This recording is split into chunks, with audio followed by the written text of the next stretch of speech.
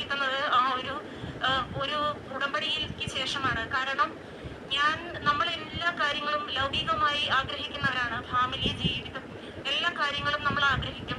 അപ്പോൾ പക്ഷേ നമ്മൾ ദൈവത്തെ അതിന്റെ ഒരു സെക്കൻഡ് പ്രയോറിറ്റി നമ്മൾ കൊടുക്കാറില്ല. പക്ഷേ എനിക്ക് പിന്നെ അതിനുശേഷം ഈ ദുരന്തം പോകുന്നു എന്ന് മാതാവ് പറഞ്ഞതിന് ശേഷം എന്റെ പ്രയോറിറ്റി എന്ന് പറയുന്ന ഇറ്റേണിറ്റിയാ. ബാക്കി എനിക്ക് എല്ലാം എന്റെ ജീവിതത്തിൽ വന്നോട്ടെ, എനിക്ക് ഒരു പ്രശ്നവുമില്ല. കാരണം ഞാൻ ഇങ്ങനെ എന്റെ മനസ്സിലൊരു ചിന്തയായിട്ട് ഇങ്ങനെ പോകും. ഓരോ കാര്യങ്ങളും, ഓരോ പ്രശ്നങ്ങളോ അല്ലെങ്കിൽ ഓരോ പ്രതിസന്ധികളും ദൈവത്തെ ഞാൻ മുറുകെ പിടിക്കും. ദൈവമേ ഇങ്ങനെ വന്നുള്ളൂ. പിന്നെ ഒരു 2 ദിവസത്തിന് ശേഷം പിന്നെ അതെനിക്കൊരു സന്തോഷമായി മാറും. അത് എവിടെ നിന്നാണെന്ന് എനിക്കറിയില്ല, അത് അങ്ങനെയായി മാറുന്നു. അതിൽ ഓരോരോ കാര്യങ്ങളും ഞാൻ പറയുകയാണ്. ഏകദേശം ഒരു 15 വർഷമായി ഞാൻ ഒരു PSC ജോലിക്ക് വേണ്ടി ആഗ്രഹിക്കുന്ന ഒരു വ്യക്തിയായിരുന്നു.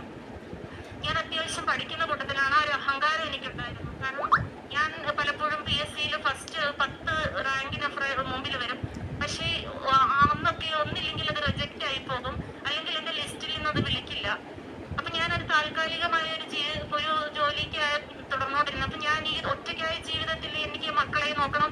അപ്പൊ എനിക്കത് പറ്റില്ല. അപ്പൊ ഞാൻ ദൈവത്തോട് പറഞ്ഞു, ദൈവമേ ഞാൻ എത്ര PSC എഴുതിയിരിക്കുന്നു, ലിസ്റ്റിലുണ്ട്, പക്ഷെ ദൈവമേ എനിക്ക് നീ എന്താ തരാത്ത എന്ന് ചോദിക്കുമ്പോഴത്തേക്കും അപ്പൊ ഏകദേശം ഒരു മാസം ആയില്ല, 2 ലിസ്റ്റ് ഏകദേശം ഒരേപോലെ വിളിക്കുകയാണ്.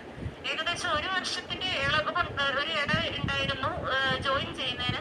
അത് ഞാൻ മലപ്പുറം ജില്ലയിൽ താലൂക്ക് ആശുപത്രി ജോലി ചെയ്തു. ഇപ്പോൾ ഞാനത് മെഡിക്കൽ കോളേജിൽ ഒരു സ്റ്റാഫ് നഴ്സായിട്ട് വർക്ക് ചെയ്യാണ്.